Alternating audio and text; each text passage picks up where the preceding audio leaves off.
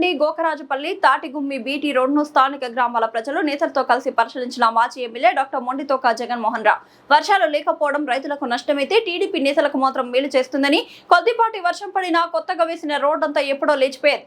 రోడ్డును ప్రారంభించి నిండా 10 రోజులు కూడా కావడం లేదని, నిర్మాణం పూర్తి చేసిన నెల రోజులపై రోడ్డంతా గుంతలు ఏర్పడి పగుళ్లు వచ్చి ముక్కలు ముక్కలుగా పగిలి ఊడిపోతుందని, కనీసం కూడా నాణ్యత ప్రమాణాలు పాటించకుండా కమిషన్లతో సంపద సృష్టించడమే పనిగా రోడ్డు నిర్మాణం చేశారని, కాంట్రాక్టర్ తప్పిదమా, అధికారుల నిర్లక్ష్యమా, ప్రజాప్రతినిధి అసమర్థత అనేది వారే ఆలోచించుకోవాలని, రోడ్డు నిర్మాణం జరిగేటప్పుడు కూడా ఆయా స్థానిక గ్రామాల ప్రజలు అడ్డుకొని సదరు కాంట్రాక్టర్ను నిలదీశారని, కనీసం నాణ్యత లేకుండా, గ్రావెల్ సరిచేయకుండా, వాటరింగ్ లేకుండా ప్యాచ్ వర్కుల మాదిరిగా కోట్ల రూపాయలతో రోడ్డు నిర్మాణం చేసి నిధులను దోచుకున్నారన్నారు.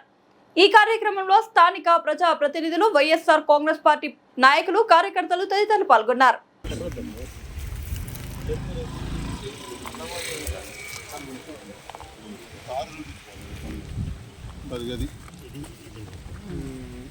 పప్పు శాఖలు వేసి వెళ్తుంది.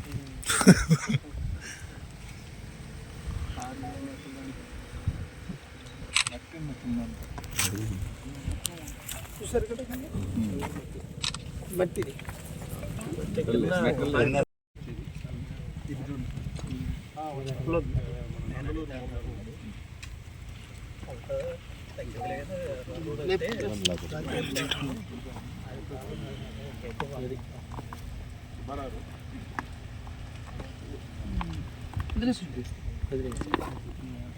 ఇది పరిస్థితి కింద మెట్లు కూడా లేదు. ఎప్పుడో లోన వాటర్ వెళ్ళిపోతుంది. వెళ్ళిపోతే ఎడగొట్టారు. అవును, మరి మట్టి మీద వేసారు. అందుకే అది పైకి వచ్చేస్తుంది. రోడ్డు లెవెల్ చేసి నీరే లేదు.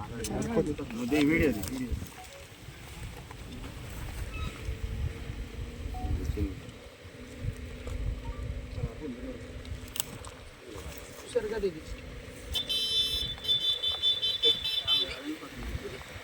ఇస్తే మొత్తం అంతా ఊడొచ్చేస్తుంది. వర్షం ఒకటి గట్టి వర్షం గోకరాజుపల్లి అడ్డు రోడ్డు వాడికి వేసినటువంటి రోడ్డు మరి ఒక రోడ్డును ముందు ఫార్మేషన్ చేయకుండా, ఒక లెవెల్ వేయకుండా, కింద జిఎస్పి అన్నీ లేకుండా మరి రోడ్డు సరైన రోలరింగ్ చేయకపోవడం వల్ల, ఈ తార్ రోడ్డు వేయటం వల్ల ఈ రోడ్డు అతుకులు బొంతగా మళ్ళీ ఎప్పటిలాగానే తయారవుతుంది. సరైన వర్షాలు కనుక ఉంటే ఈ రోడ్డు పూర్తిగా డ్యామేజ్ అయ్యేది. ఇప్పుడు ఓపెన్ అయింది రోడ్డు 2-3 months అవుతుంది. Road RNB road tar road sanction అయింది. ఇది మొత్తం మెటల్ వేయకుండా అక్కడక్కడ ప్యాచ్లుగా మెటల్ వేసి కొంత పాత రోడ్డు మీదే పోసారు. ఎడ్జీలు పగిలిపోయినా కానీ ఎడ్జీల దగ్గర కూడా గీరకుండా మామూలు నల్లమట్టి మీదే తారు పోసారు. ఆ నల్లమట్టి మీద పోసిన కాడ మొత్తం లేచిపోతుంది. ఈ వర్షాలు ఉంటే ఈ పాటికి పూర్తిగా లేచిపోయేది. మేము ఏదన్నా అడిగితే వాళ్ళు అసలు కాంట్రాక్టర్ అనేవాళ్ళు మాకు కనపడలేదు. సూపర్వైజర్ని అడిగితే మాకు ఇంతే పోయిన కాడే గీరేయమన్నారు, పోయిన కాడ వేద్దన్నారు, మట్టి మీదే పోసారు. తర్వాత ఈనాడు పేపర్లో కూడా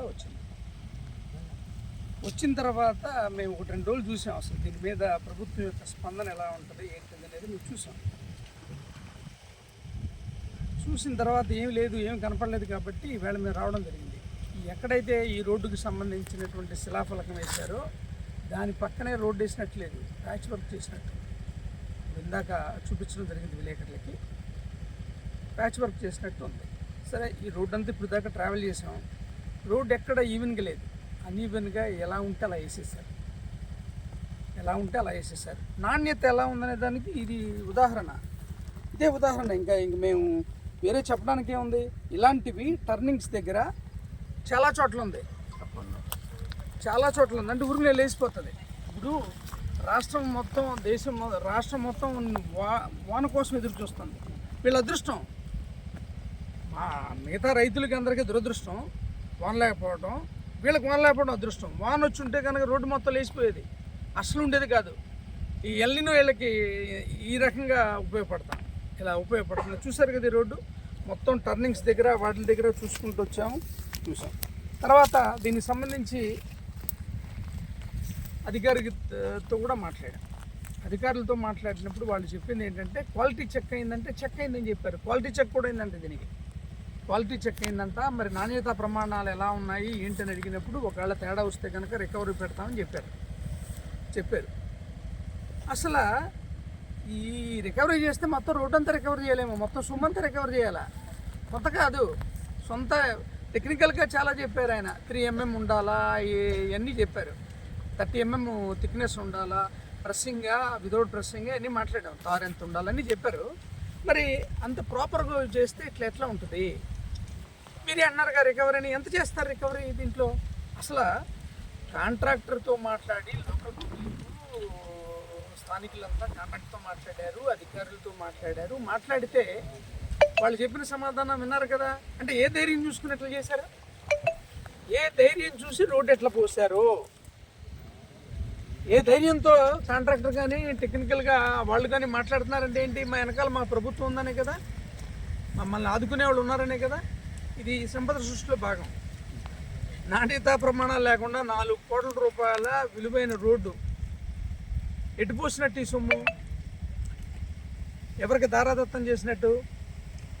ప్రభుత్వం యొక్క అది అంటే ప్రభుత్వంలో ఉన్నటువంటి ప్రజాప్రతినిధులు కానీ లేకపోతే కుమ్ముక్కైనటువంటి గుత్తేదారు కానీ నాణ్యత ప్రమాణాలు పాటించాల్సినటువంటి అధికారులు కానీ వీళ్ళంతా కలిసి కుమ్ముక్కైతేనే కదా జరిగేది. లేకపోతే దీన్ని పర్యవేక్షించాల్సినటువంటి ప్రజాప్రతినిధుల అసమర్థత, లేకపోతే డబ్బు దాహమా ఏంటిది? ఇది ఖచ్చితంగా మరి దీన్ని చిత్తశుద్ధి అంటే ఇదేంటో తేల్చాలి. ఎంత తేల్చాలా? ఈ నాణ్యతని మీరు ఎలా పరిగణిస్తారో చెప్పాలా, ఎంత రికవరీ పెడతారో కూడా చెప్పాలి ప్రజలకు. ఇది మీ సొమ్ము కాదు, ప్రజా సొమ్ము. ఇది ప్రజల సొమ్ముతో చేసినటువంటిది. ఇది అందరి సొమ్ము ఇందులో ఉంది. మీరు కస్టోడియన్ తప్ప మీ ఇష్టం చేయడానికి లేదు కదా. మీరు బాధ్యతగా చేయించాలని కదా, చేస్తారని కదా మిమ్మల్ని గెలిపించింది. మరి ఇలా చేస్తారంటే మీ అసమర్థత, మీ ధనదాహమా, మీ చేతగానితనమా ఏంటిది? ఇది మీరు చెప్పాలి. ఇది ఖచ్చితంగా దీని మీద ఏ రకమైన చర్యలు తీసుకుంటున్నారు, ఏం చేస్తున్నారు అనేది చెప్పాలా. ఇది గండేపల్లి వరకు ఉన్నాం, గండేపల్లి వరకు కూడా వెళ్తాం. ఏం చెప్తున్నారు? భారీ వాహనాలు వస్తాయి, అక్కడ ఫ్యాక్టరీ ఉంది. భారీ వాహనాలు రాకపోతే నడిసే వాళ్ళు వస్తారా? ఇప్పుడు భారీ వాహనాలు మిగతా రోడ్ల మీద నడవట్లేదా? అవి కూడా ఎట్లా పగిలిపోతున్నాయా ఏంటి? వేసిన 2 నెలలకే భారీ వాహనాలు తిరుగుతాయి. అక్కడ ఫ్యాక్టరీ ఉందని అందరికీ తెలుసు కదా. భారీ వాహనాలు తిరుగుతాయని మొత్తం ప్రపంచానికి తెలుసు. ఎందుకు పగిలిపోయింది? ఇది ఓపెన్ చేసి 10 రోజులు అయిందంట. సిగ్గుచేటు 10 days అయిందంట ఓపెన్ చేసి. మీ పరిపాలనకి, మీ సమర్థతకి ఇది మచ్చుతునక. మీరు ఎంత బాగా పరిపాలిస్తున్నారు, మీకు మీ సమర్థత ఎంత ఉంది, మీ నైపుణ్యం ఎంత ఉంది, దీనికి ఇది బెస్ట్ ఎగ్జాంపుల్.